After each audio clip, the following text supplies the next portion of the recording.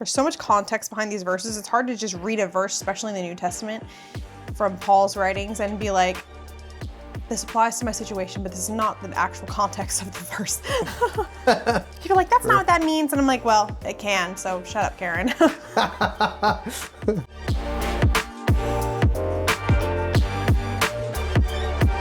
Welcome to That Worldview podcast and another episode of Talking Through Things.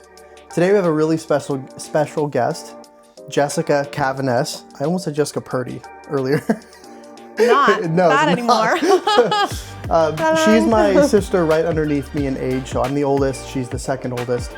And I've really loved watching Jessica's journey. I've wanted to do a podcast with her for a while, but we haven't been able to just because her kids, for me it's just busyness doing other things. But I came up to visit them and I've spent a couple days here and it was just really great to hang out with them, with the kids. A bit overwhelmed. I tell you what, when you haven't been around kids for a few years, it can be a bit overwhelming. It's a lot. Yeah. So anyway, thank you for clicking and watching. I know you guys are going to love this conversation with my sister. We're going to talk about how she met Luke. We're going to talk about how to maybe navigate family stuff, how to navigate raising kids, stuff that she's learned. And I've learned so much just watching her. For those of you that are here because of her Instagram, welcome. You guys have loved watching her, as I have. You know, whenever I see a new video come out, I always watch them. So, Jessica, it's really good to have you on the podcast finally. Thank you for having me. So, excuse me. So let's start with the very beginning. Very beginning. Oh, no. No, just start with, I guess, tell our audience how we were raised a little bit. We'll talk about Fiji a little bit, then we'll get into you and Luke, and then into maybe some relationship advice, then parenting and all that. So. Okay. Yeah. So grew up, we're the oldest two of 8 kiddos, and we have awesome parents that we love. And our parents were missionaries overseas in Fiji. And yeah, so the first 10 years of our life, I think you were almost 2 when we moved there. Yeah. Mm-hmm. I was about 2 months. And so we were there from the time I was 2 months to 10 years old. So 10 years. And I have amazing memories of that time. The best. Yeah. Washing, scrubbing frogs that we collected, sneaking through my mom's kitchen to try to get her good towels so we could wrap our little frogs. You know, running through the jungle, starting fake fires up on the hill. Fake fires, running away from wild dog packs and wild pigs. A lot of those, I don't know how we're alive, quite honestly. So many times I've told stories to my children and been like, how am I alive? I've been kidnapped twice. Both happened overseas. Yeah, the first one was, I don't even know, I wouldn't even qualify it as a kidnapping, but somebody came and unbuckled me out of my car seat while my dad was getting gas and tried to sneak off with me, and my dad caught him. Thank goodness. It wasn't like a malicious kidnapping. No. It was like, you're so cute and you're white. I'm going to take you home. You're white. You're a bargaining chip, basically is what it was. And then the second time was a little more serious. Somebody found me. I was waiting for my dad somewhere. I'd gotten off the bus from our village, was waiting for dad at our church. And a guy came and was like, hey, your dad told me to come get you. And I was like, okay. So I went with him. He took me all the way to the other side of town and to the back of a store. And I just remember being scared at that point because we went through the store all the way to the back. It was very dark. I remember being wet, lots of boxes around me. He told me to sit on a box and wait there. And I could hear him go around the corner. And he was an Indian guy. And he was talking to another guy. And I didn't understand what they were saying. But I remember feeling scared. I remember getting up. I remember somebody taking my hand and walking me out, but I don't remember a face. I just remember a white t-shirt. That's all I remember. When I look back on that memory, all I remember is a white t-shirt. I don't remember guy, girl, anything like that. And then my nanny found me a few hours later wandering around the marketplace. So I believe that was an angel that spared me. Yep. I agree. Really spared my parents. I don't think they would have hurt me. I think they would have just wanted a lot of money. But you never know. Oh, I don't know. So anyway, I have great memories rolling in the mud, all the things we did there. It's a lot of fun. For any of you who want a little gem, there's a video floating around. Why are you bringing that up? There's a video on YouTube with I think like 2,000 views that my mom posted like, what was it, 17 years ago? Yeah. 15 years ago? Something like that. And it's called Rainy Day in Fiji. Yeah. So if you want to see us having fun a firsthand look. of what are What are really our weekly rained all the time, and we Yeah. played in the mud all the time. So that was kind of a little snippet of our everyday life. Yeah, I mean, lots of near-death experiences in the ocean, for me at least. I know quite a few. 3 times I was almost bit by a very venomous snake, deadly snake. Spared there too, so. Jellyfishes, I mean, you guys Jellyfishes, thankfully I didn't have it that bad with the jellyfish, but Yeah. So it crazy. was growing up in Fiji was a blast. It was a lot of fun. I'm really glad we grew up there. I feel me like too. our relationship, like our humor and a lot of the things that we like talk about and stuff, it kind of revolves around our Fiji mentality. Yeah, for sure. Like my relationship with like Jojo, the youngest, the youngest Yeah. brother, it's and some of the younger siblings, like the relationship's a bit different, and it's because for us there's a memory of Fiji. There's like a whole chapter of life. For them, it's not really there, and so Yeah, we had a completely different childhood than they did. Right. Their childhood was in California when we moved back, and honestly, their parents were completely different too. The parents that we had in Fiji were very, very different from the set of parents that we had in America, and a lot of that was just due to massive lifestyle change. I remember very well, actually, when we moved to the States, I remember asking our mom, like, Mom, whenever I get hurt here, you're like, oh, let me get you a bandage. Let me, help you out. In Fiji, when I remember getting hurt, and if I came to Mom and I was hurt, it was just like, unless I was bleeding to death, it was like, figure it out yourself. And now as a parent, looking back on that, because I remember asking her, what changed? You're so different now. And I remember her answer, and it's really stuck with me because she was by herself with 8 kids. I mean, I've only had 4, and I know how hard pregnancy and postpartum and all of that can be on your body. My mom was by herself with 8 of us. We did have a nanny in and out here and there. that was toward the end. Well, Yeah, that was toward the end. That was after Joe, like Janie and Joe. Yeah. And we didn't have access to good hospitals. We didn't have access to any of the conveniences that we know today, even as little as, I say as little, but dishwasher and washing machines. Our washing machine was out all the time and things like that.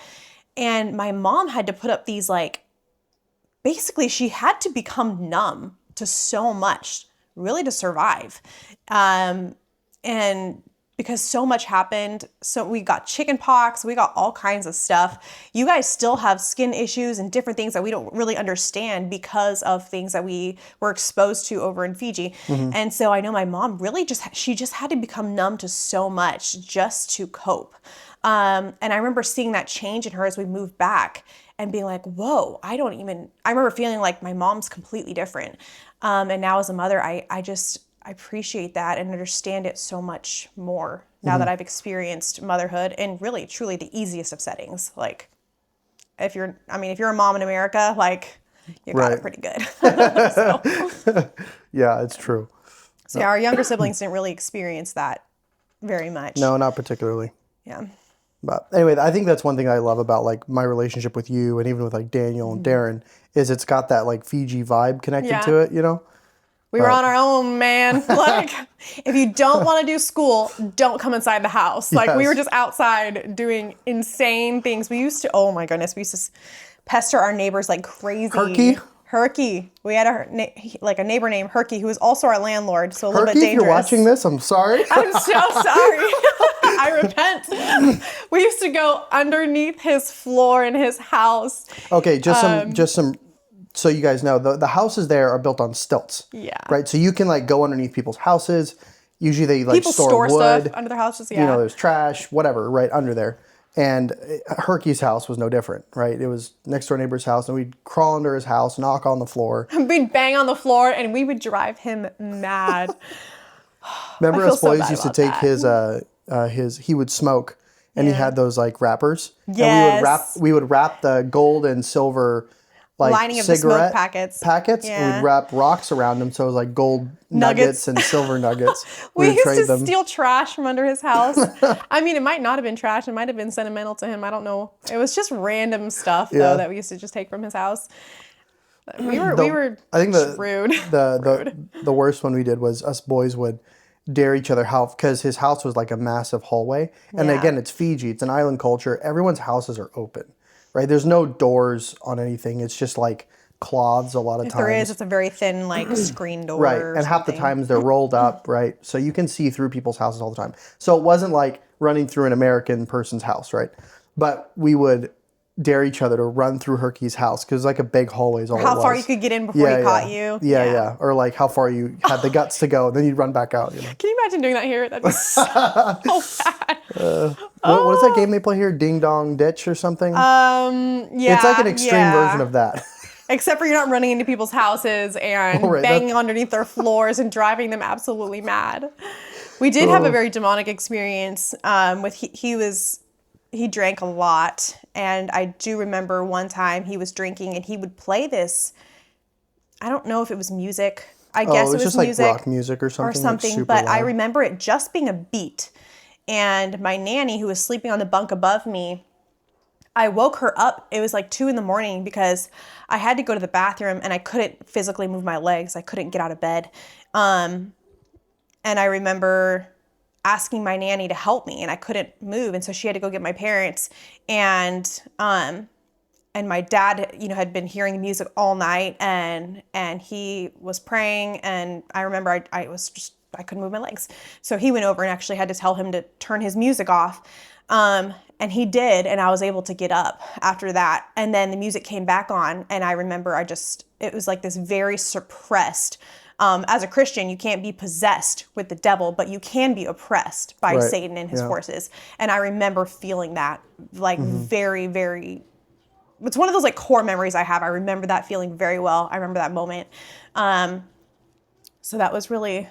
We had a lot of experiences like that, actually. Well, we had a couple of those. We had quite a few. We had a lady who was possessed throw a rock through my dad's windshield. Yeah, he still has a scar. Yeah. Yeah. Anyway, so let's get into the next phase. So we moved to California, right? We lived in California. That was a whole culture shock. That was rough. I rebelled from God. Nobody liked us, and I don't blame them. We were weird. Yeah, we were weird. We're still weird. Thankfully. No, it was just a big culture shock, growing up in Fiji and then moving to, near LA, about 2 hours from LA. It's just such a culture shift. And then we just grew up as teenagers. At least Jessica and I did grow up as teenagers there in California. And I pretty much rebelled from God all my teen years, as you know. Everything we went through is so difficult. I was like, screw this. You were a jerk. I know. We did not get along in our teen years at all. No, not at all. Yeah.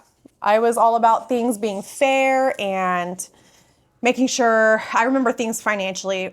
My dad moved off the field and we lost all support and all but I think a couple of churches, which my dad's still really close to those pastors today. But it was a really hard transition for our family. And then we did go to a private school for 1 year, and that was really rough for all of us.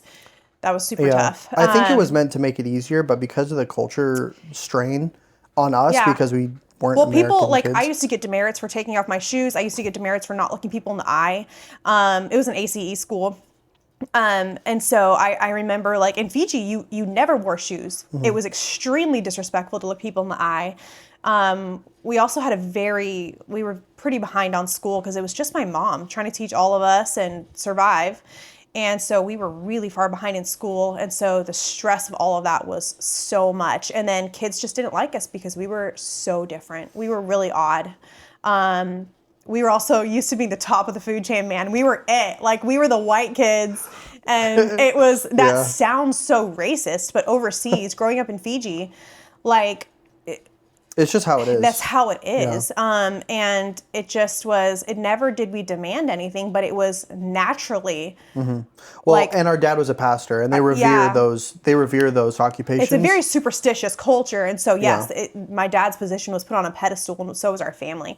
So we were used to that. So to come back to the States where that was not at all the case. In fact, we were the bottom of the food chain. It was like so odd and really difficult. But yeah, we had some rough teen years. I wasn't doing so hot either. We never did anything super crazy. We were just troublesome for my parents in some areas, I think. Yeah. Our dad always taught us to, whenever the church doors are open, we were there to help. We were there to do stuff. Yeah. So that's just pretty much all we had was we were either at home and we were at church for the most part, or little homeschool groups or whatever it may be. But yeah, for me and for you, I know we were kind of like not really having it, weren't really for it. Any issues that we had were kept pretty close to our chest. They were like secret sins, if you will, where it was not something that was obvious to anyone else, because for fear of my dad, I know like it was always like, hey, I'm the youth pastor, because my dad was the youth pastor at the church we moved back to, and so he had a lot of things going on there, and so anything that we had going on, we just kind of swept it under the rug, kept it to ourselves a little bit, and then obviously that started to fester, and obviously came to a peak. Thus here we are. Yeah. But yeah, Luke kind of came into the picture. I know for all those that are watching this that are friends with me on Instagram, that was the topic everyone wanted to hear about, was how Luke and I met. And it was definitely a very rocky situation. But yeah, I met him. He showed up at our church one day, and I remember I was in the choir. He had just gotten stationed in 29 Palms. I was singing in the choir. He came. He just was looking for a good church. I remember seeing him. He's very tall, so he slid into the back of the church. And I remember looking at him, and I had my book up, and nudging my sister, Jennifer, my younger sister, and being like, look at that guy over there. And we both just looked at each other and were like, oh my word. And then I didn't know this till years after we were married, actually, but he said a quick prayer, and his prayer was, she's beautiful, Lord, please don't let her be fat. Because we were wearing, you can't tell under the robe. Wearing choir robes, and they're huge robes. They're big white robes. And so he was like, Lord, please don't let her be fat. But he was funny. Locked on from then on. He was like, that's the one I'm going to marry. And I didn't like him at first because our family is very just real, raw, genuine, the way that we communicate. He's very sarcastic, and especially if he's in situations he's less familiar with or maybe uncomfortable in, or it's new for him. That's just how he is, because he's very, very real, raw person. Like, he's very genuine. But in that situation, I remember being like, this guy, man, he's just too much. Like, the sarcasm is too much.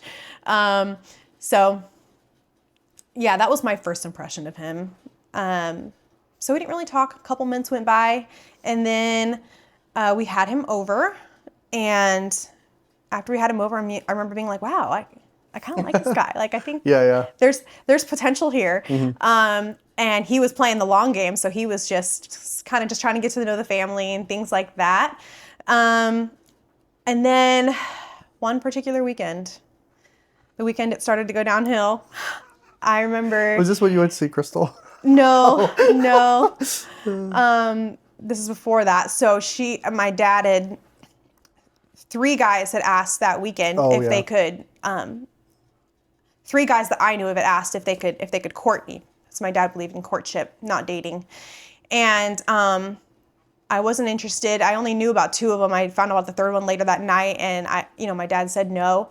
And then a 4th guy had asked that weekend as well. I didn't know about that till later on. But then there was another guy, a 5th guy, who had texted me some really inappropriate stuff. And so that was all Saturday night. Later Saturday night, this other guy had texted me a bunch of stuff and was like, wow, that is really inappropriate, really messed up stuff. And so Sunday morning, my dad would always come check on us, make sure we were getting ready for church on time and things like that. I was curling my hair, and I was like, hey, Dad, these are some texts this guy sent me. And I showed it to my dad, and of course he was beside himself, like absolutely furious. Also, Luke, we had started just texting because we were trying to coordinate at one point. He had my number because we were coordinating a group get together. And he was like, hey, he had texted me Saturday night too, and was like, hey, I would love to get to know you better if that's something you're interested in. And I was like, I mean, I would love that, but you're gonna have to ask my dad first. And I remember feeling the sinking feeling in my heart, because I knew my dad basically had a fleece before the Lord. And it was, my dad would know it was the right man for me or for any of his daughters if they first came to him before ever approaching me. So that was like my dad's fleece, right? So I knew Luke asking me that instantly meant no, like from my dad. I just knew that was the case, and I was really bummed about that. but I knew Luke was going to ask anyway. And so I had told my dad about this other guy. And then after that, my timing was not great, but I knew Luke was going to ask that Sunday at church. I was like, hey, just a heads up. I think Luke probably wants to ask you something. So my poor dad, like... He was not in a position to consider anybody. No, it was just like, no, the answer is no. Yeah. And so it just, for whatever reason, all the guys planned that weekend. I don't know. It was very unfortunate for us. So we get to church. My dad's already like not thrilled about the situation. Yeah. And so then, of course, Luke comes up to him. He's like, hey, Mr. Purdy, I'd love to get to know your daughter if that's something you're okay with, you know, all that. And my dad was like, thanks, but no. And Luke was like, wow, that's unfortunate. I guess I'm just going to have to get to know her anyway. Kind of like that was weird. Yeah. But the way Luke grew up is when you're 18, you're an adult. And your parents would respect your decision at that point. My parents did not have the same view, especially for the girls in their home. It was, you're under my authority and leadership until you marry. And even up until that point, everything is run through the father. There is no... If you're familiar with courtship versus dating, you know exactly what I'm talking about. And for sake of time, I'm not going to go into that. Yeah. But and it's not, I mean, for those who don't know, it isn't really like it's not like you have no say. It's just, you know, there's like very little communication between the two people. It goes through the fathers. Right. Everything has to be spearheaded by both fathers on both sides. Right. Yeah. Yeah. At this point, so I was 18, Luke was 24. He was about to turn 25. He'd been on his own for a while. And so it was, for him, this was completely foreign. He was not raised with that at all. So anyway, from that point on, we were not supposed to talk, which I did not follow that rule. I did talk to him, not very much, but some. Yeah. I definitely didn't honor that. And then my dad left with my 3 brothers to go to Fiji for disaster relief. Mm-hmm. And I remember as he was pulling out of the driveway to go to the airport, he stopped the car and he called me up to it and he said, Jessica, do not talk to Luke. Do not talk to him. And I was like, for sure. I knew I was not going to follow that rule. I did not. I knew Dad's answer was no matter what. Mm-hmm. But I knew there was more to Luke that I wanted to know. About. I wasn't super sure yet, but I knew I would have to kind of do my own thing to pursue this at all. Mm-hmm. And so my mom happened to really like Luke. So while my dad was gone, our relationship grew. He came over a few times to the house. We, went ice skating together. He helped my mom with projects around the house. And we're gonna have to pause. Let me go get baby a bottle. Yes, my mom really liked him, and during that 3 weeks that my dad and my brothers were gone, Luke had come over, and we knew we were going to move, so he was kind of helping with some stuff with that, getting the yard ready, things like that. We went ice skating with him, had him over for lunch on Sunday, and my mom really liked him a lot. Knew I obviously really liked him.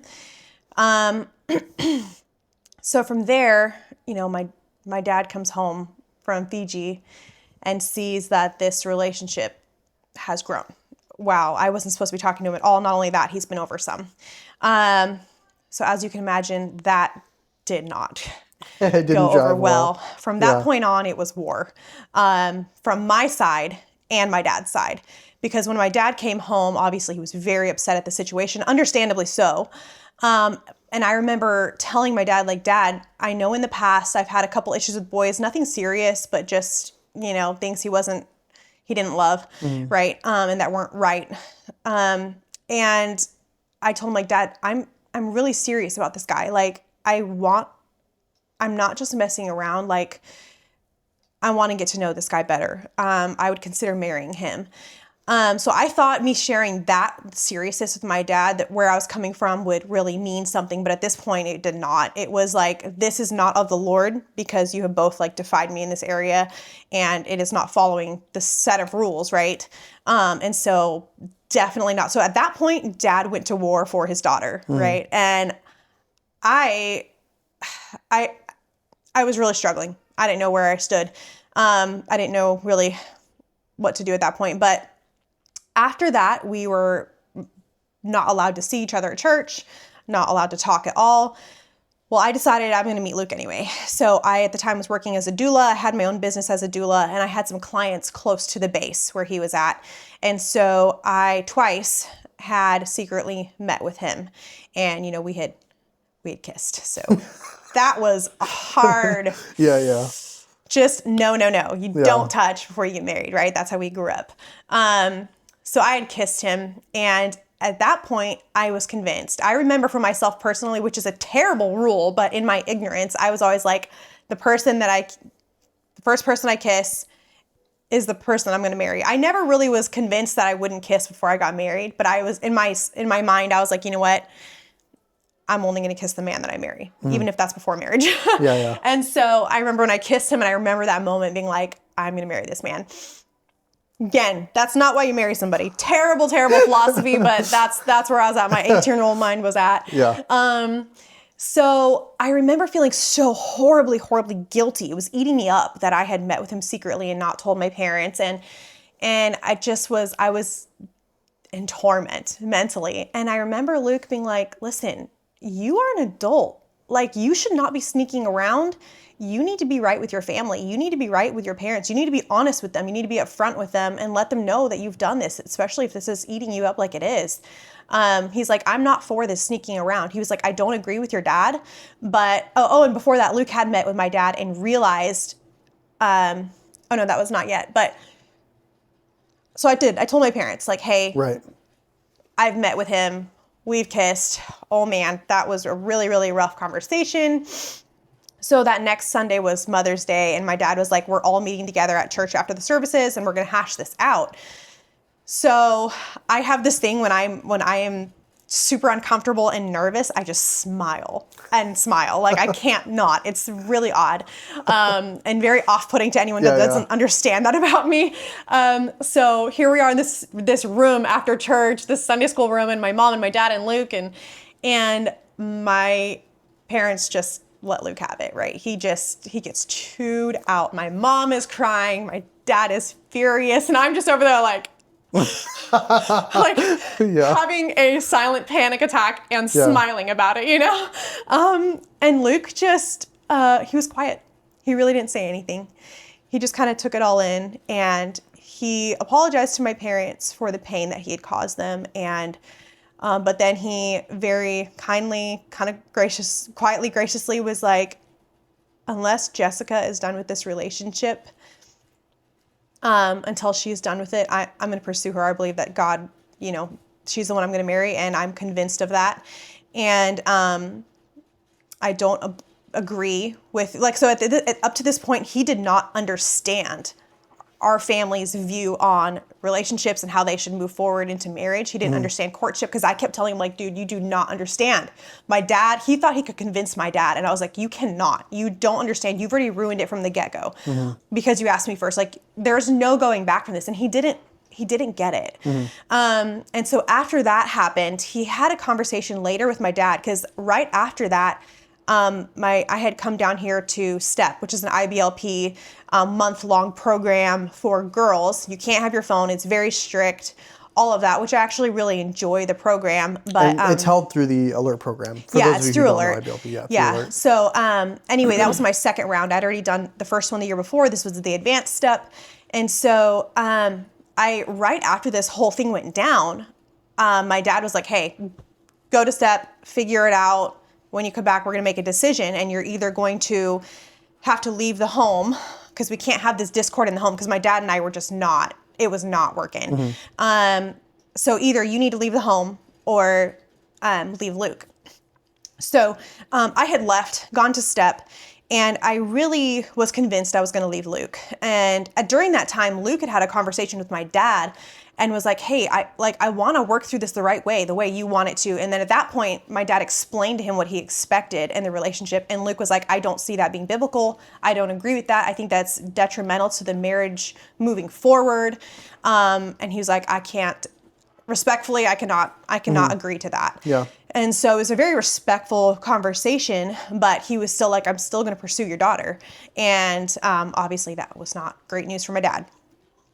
So after I had asked at Alert, I was really expecting, I was going to seek counsel from some of the women there, the leaders there, and I expected them to give me an answer, you know, that my dad had, which was, you need to follow your dad, you need to submit to this, and, you know, you're living in sin and things like that by being in rebellion against your parents. At this point, like Luke and I we had like kissed, right, and stuff like that, but we had not done anything other than that. So to my surprise, the two people that I sought out, which were the two main leaders at Step, they gave me advice that was not that. So it was, you know what, you're an adult, your walk needs to be your own with the Lord. This needs to be between you and God, not you and your dad. So I was shocked at that news. I sought out another leader because I was like, that can't be right. That doesn't seem like what I've been taught all my life. So I sought out another woman, and she told me, hey, I actually was in this exact same situation and I left the guy. And she said, to this day, 10 years later, she was like, I regret it with my whole heart. And so she was like, I'm not telling you that, you know, you should just marry him, but also don't just go with what your dad says. You know, this needs to be between you and God. So that left me just torn. I was like, now I really, really, really don't know what to do. So on the way home from Alert, I was convinced I couldn't do it, and that I couldn't just leave my family, you know? And for this guy, I'd only known Luke. I say known him. We weren't even allowed to talk the whole time that we really knew each other. We were like banned from talking, right? So it was just little conversations here and there. That had only been going on for maybe 3 months at that point, like hardly anything. So I really didn't know him. But I knew enough to know I wanted to know him more. So we got home from Alert, and my dad pulled me aside that night and started out a conversation with me. And he said something to me that infuriated me, like just set a fire in my heart. Like I couldn't believe what he had said to me. And I was mad because I was like, you don't even know Luke enough to say something like that. And it was very irrational of me, but in that moment, I just decided that was it. And so my dad is like fighting for his daughter, right? So he's trying to say anything to cause me to doubt.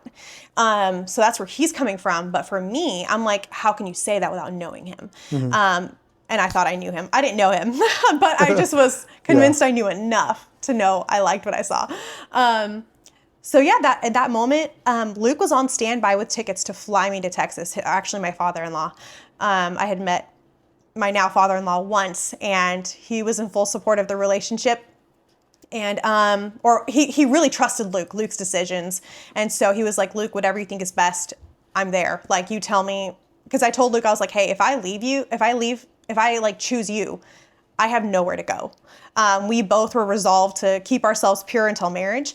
And so I was like, where am I supposed to go? And so he had tickets on standby for me. He was like, if you choose me, whatever you choose, whatever your decision is, he was like, I'm ready to go if you are. So that night I decided, I didn't even unpack my bags. I'd just gotten back from Texas, from Step. And he bought me the tickets that night. There was a lot of really rough conversations and things that happened. I remember that. So I guess from my perspective, it was, this is actually something that really, God used a lot, but it also gutted me. We've talked about this before. But I was as you know, I was a total jerk, right? You know, I wasn't really thinking, because, you know, Dad and I would talk, right? And I understand where he was coming from, for sure. Like, I get it, right? But I didn't have the discernment to talk to God, to talk to you, then to talk to Luke. Like, I was just kind of mad at the world, and so it just gave me another thing to be mad at, and that was Luke, right? Yeah. I wasn't mad at you because, like, you were my sister, you know, and we were old enough now that we didn't really fight at all. Yeah. But so you and I, for the most part, were decent, but it was just, I was just mad at everything. And so, you know, being mad at Luke didn't seem like much to add to the pile, you know? Yeah. And we started off with a horrible relationship. Yeah, you and Luke were not cool with each other at all. And I felt bad because I did a couple things that just weren't that kind. That's for sure. Anyway, so when you left, one of the things that really got me was, so at that point, had I gone to Alert? Yeah, I did. I went to Alert already. I had already gone through, I was already in like first and second phase. Yeah. But I wasn't walking with God. Like Right. up until from 13 to then, I was pretty much in rebellion against God, right? And everything. And I remember I'd always thought, right, like my viewpoint was I'm not going to surrender my life to Christ because I don't intend on breaking a promise Right. I don't believe I'm going to keep, right? I'm going to go do my own thing in life, right? I'll go to church, sure, I'll give some tithe, but like I'm doing my own thing, right? And I had like this kind of plan before me of what I wanted. Anyway, well, it was during that time that during this time with like stuff happening with you and stuff happening with me at Alert and other things, and just other people around, I was like, I kind of convinced myself that like not having a walk with God would pretty much only affect me. Yeah. Right. And so I was like, whatever, like I'm an island into myself is what I thought. But because I wasn't, but anyway, and then I remember before I think it was like the night before you left or flew to Texas, we had like that massive family meeting. Remember that? That was ugly. It was pretty ugly. But we had this like massive family meeting and pretty much, you know, we were all going around the room giving our 2 cents. Well, I as had to kids. explain. Yeah. Dad had me explain why I was leaving, and then each of the kids got to share what they thought about it, and it was very sad event. Right. For all of us. And I came out like guns blazing, right? You because did, I was yeah. I was just mad, right? Yeah. At whatever. But anyway, so I came out like guns blazing, and then you said something that really hit me. I'm trying to remember what you said now. You said, and actually I think over. Well, you accused Luke of something that you were also doing. Or Luke had a moment of doing something that you saw. Yeah. But I was like, dude, you live like that. Yeah. That's your life. And after that, you didn't say too much. No, you said, I think you said it hasn't, you said it's not like your walk with God has ever been the best. I think is what Something you said. like Something that. like that. Yeah. And it really nailed me because what I thought was like, I realized in that moment that I had no credibility because I wasn't walking with God. Right. And I think it didn't, like, it just humiliated me then was probably what I was more mad at. Well, I actually totally exposed one of your issues in front of mom and dad that they didn't know about. And I don't remember that, but I'm sure you did. I did. I called you on it because you had accused Luke of something, and I was like, "Oh wait, what about this time and whatever?" Yeah. And you were like, and mom and dad just kind of looked at you and were like, "We'll deal with that later. We're moving on," you know. And it just But no, I totally agree, and I think for me it was a huge learning moment for me that like, hey, I'm not an island unto myself. Yeah, our testimony affects everything. As far as discernment came between like, you know, everything happening between you and Luke, I had none. I was just mad at another person, right? Yeah. So yeah, that was that. And Luke, Ronnie bought me tickets and flew me down 2 days later, and I remember being extremely relieved to be around people who I knew supported our relationship 110%, but also just so broken inside, like just absolutely devastated.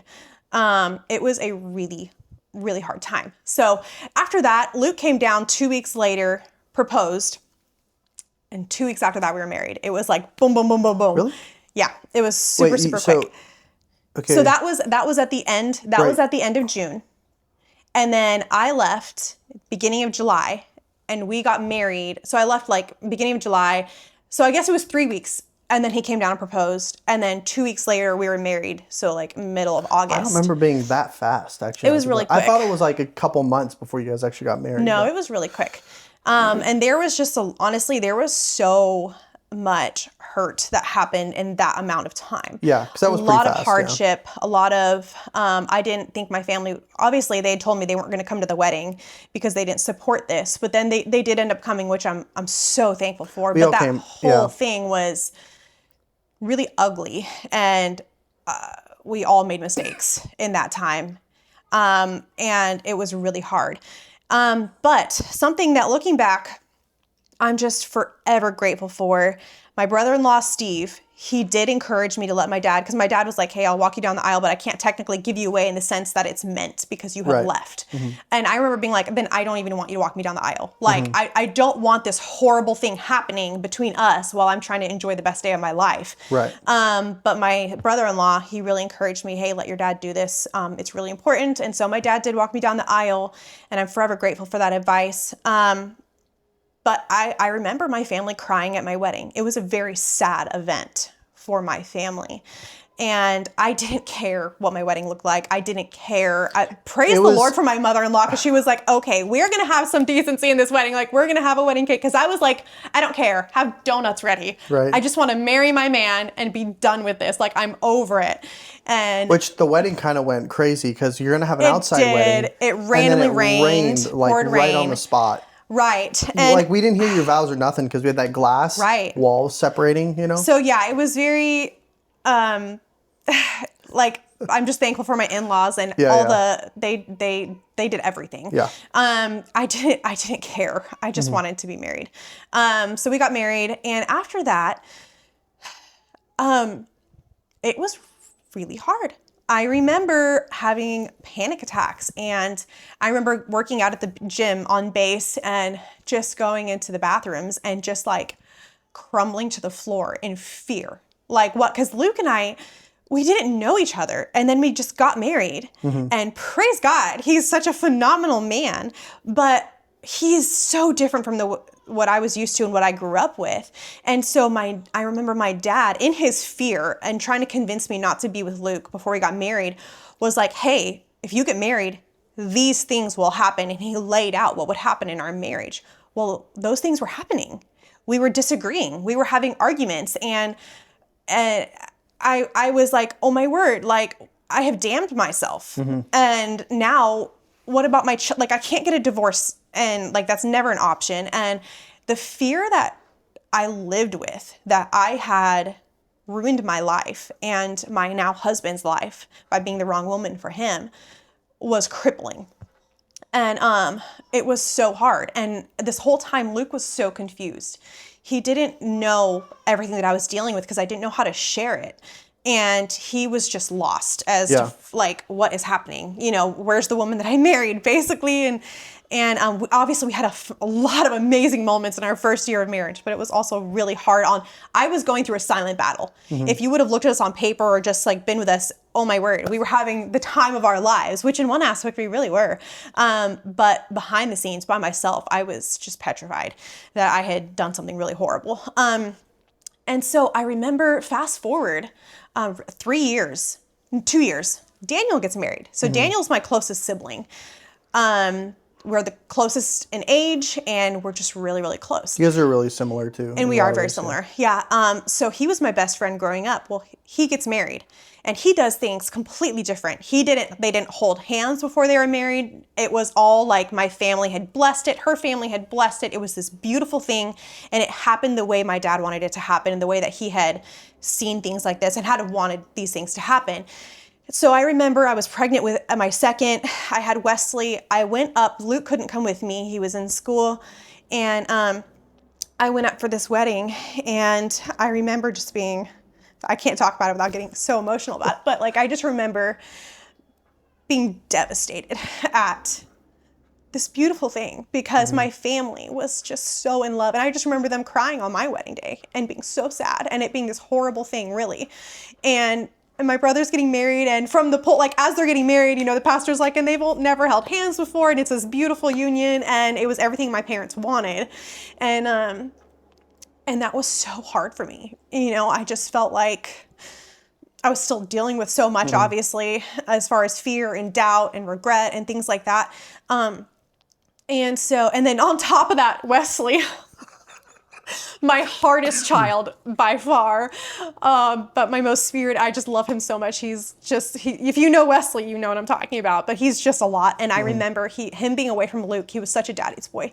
He snapped. He was 1.5 years, already a very trying age. And he just screamed and cried and had fits the entire trip. And so I already felt like my family was looking at me in a way that was like, wow, she messed up and she is paying the price. Like, look at that little demon, you know? And that's how it felt. On top of that, my brother's marriage compared to my marriage. And it just was so hard. And I came back so broken from that, just broken. And then a year later, I'd had Addie, not even a year later. Oh yeah, it was. So Daniel and Liz came to visit me. They had been married for a year. They came down to visit us. And you know what they started talking about was the hardships in their marriage. So they're talking about how hard this first year had been. And I remember sitting there, and everything that they were talking about was everything that had happened in our first year and in our marriage. And I just remembered this moment. It's like God was like just wrapping his arm around me and like, you know what? Turns out marriage is hard. And marriage, when you throw two people together with completely different backgrounds, especially the way we were thrown together, it is really hard. It's a lot of work. It is very trying in some areas. And it really takes just falling on your face before God and seeking the Lord. And if you do that together, it's such a beautiful thing, but it is still really hard. So they're sharing their hardships in their marriage. And I'm sitting here, just have had my second child, and I'm like, oh my goodness, this is just marriage. This isn't just me. Like, this is marriage. And it was, I had sought the Lord so hard about this, but I had not come to a place of being honest with myself. And therefore, I could not be honest before God. And so I remember after a conversation I'd had with my brother and sister, I hadn't shared any of that with them, but I was just thinking about everything I'd heard. And I remember just the relief that I felt and the brokenness at the same time that I felt. And I remember this verse. It's 2 Corinthians 12:9. And he said unto me, my grace is sufficient for thee, for my strength is made perfect in weakness. And the verse goes on. But I remember just diving into verses about God's grace. And in God, I remember just being like, wow, let's say I married the wrong man. Let's just say, which I do not believe I did. I just believe it went down in a very difficult manner. Yeah. Let's say I did. Is God's grace not sufficient for me? Like, is God not so big and so great that he could overcome any wrong that I have done? And I just remember that moment so well in my life. And that was a huge turning point for me. And I mean, our marriage since that point, it's like, thankfully, Luke and I are very compatible. We're best friends. It's really not hard for us to get along. We rarely have disagreements, but the battle behind the scenes that I had between me and the Lord, or me and myself, really, because I didn't feel like I could come to the Lord about these things and I didn't know how, because I felt like I had sinned or done something really wrong. And even if I had, the Lord was like, am I not big enough to overcome this? You know, if you are willing. And I was willing. I wanted nothing but to move forward. And this whole time, all before that, Luke was the catalyst for healing in my relationship with my family and my parents. He would send me up to my families. He would fly me up there, even if he couldn't come. And he was my number one supporter in being like, hey, we got to move past this. And I just didn't know how. And I'm just so thankful and so grateful. We have the best relationship now with my parents and my family. Luke loves them. They love him. And it's this awesome relationship that we have.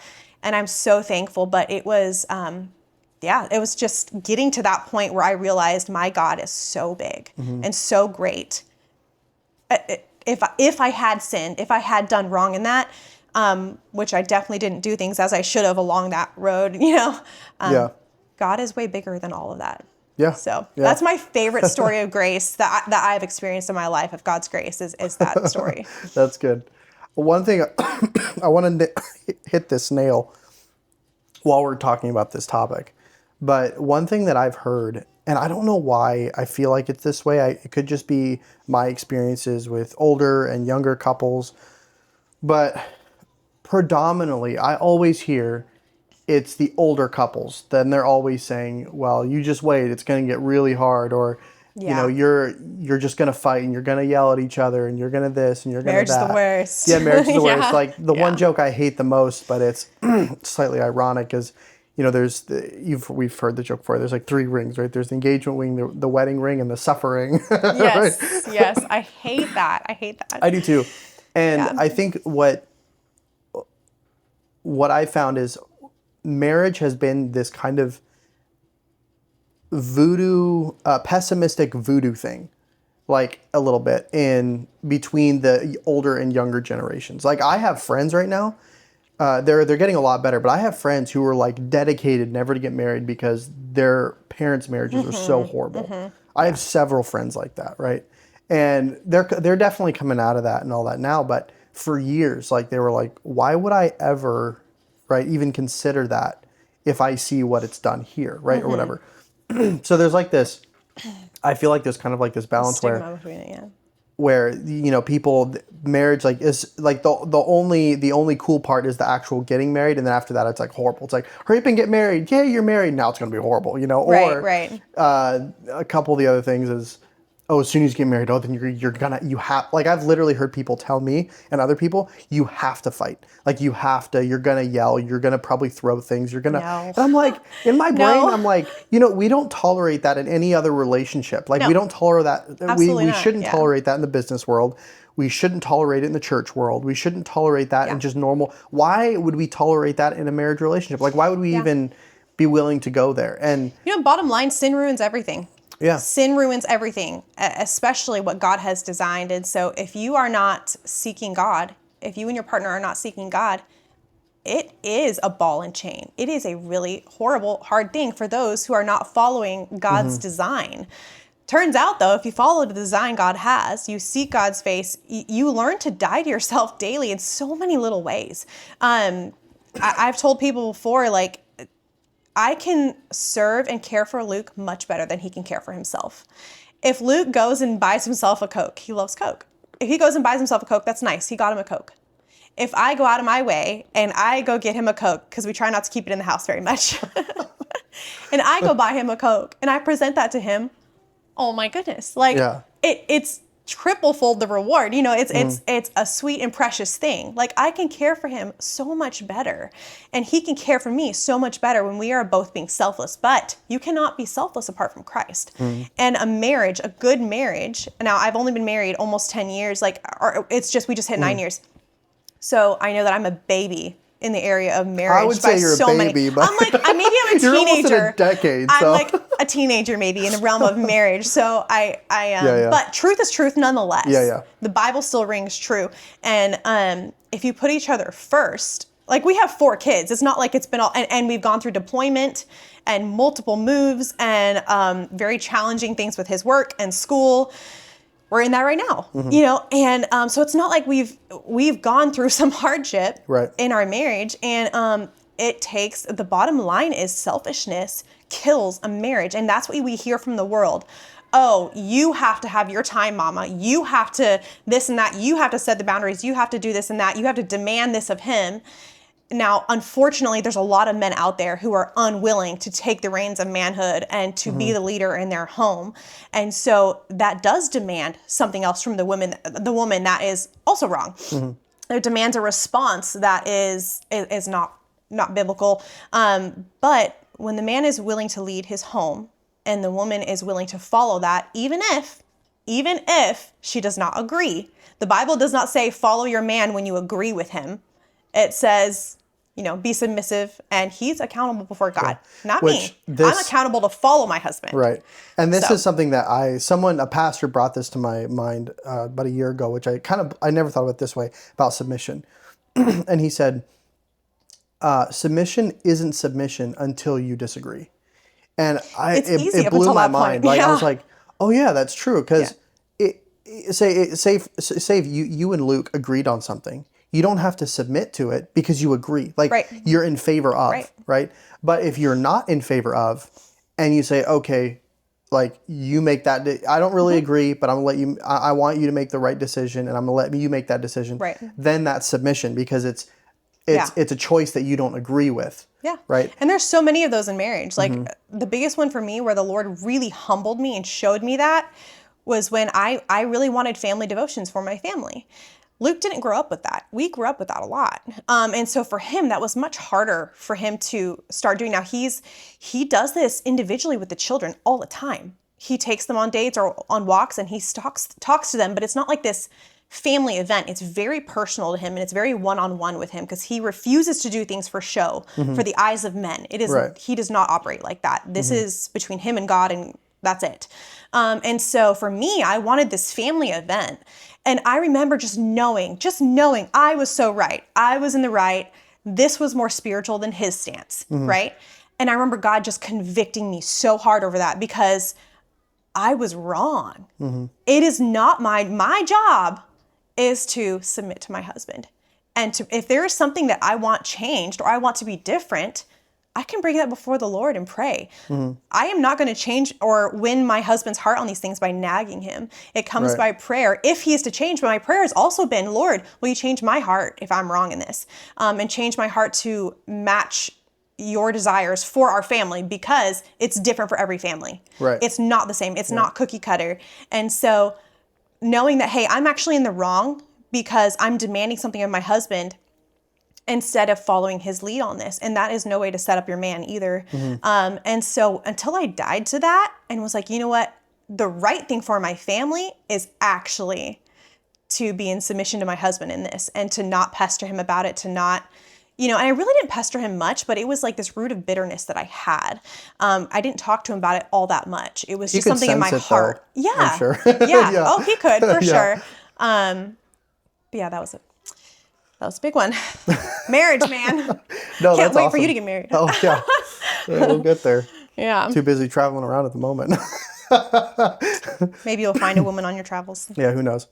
No, that's so one of the things about your story too that I've thought about over a long period of time is, I guess my conclusion now, right? Because Luke is great. I love Luke. He's great.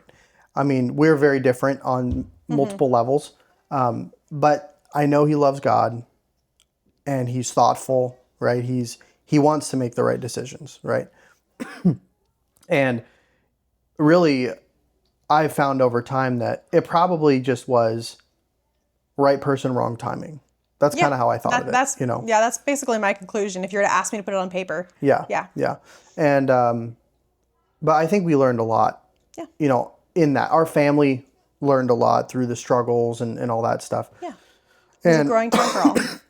And it's been cool to watch my married siblings, so you, Daniel, and Jennifer. Like you guys are all like, it's funny. We're our own little clique now, man. You gotta like get married to join this clique. Yeah, it's funny because I'll different. talk to Darren, or I'll talk to Daniel every once in a while, and I'm talking about either traveling to some new country, or I'm talking about podcasting tech stuff, or I'm talking about this or that, and you guys get together and you're talking about like.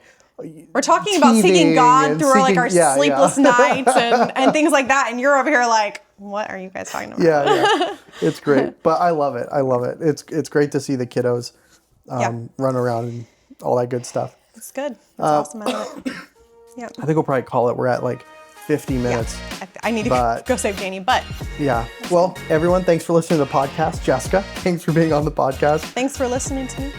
We'll have to do it again sometime. We'll do another one probably on parenting in the future when I come up here, or another one on this or that or the other thing. But thank you for watching the podcast, and comment what you liked, what you didn't like, right? Everything in between, thoughts. And we'll see you guys on the next episode.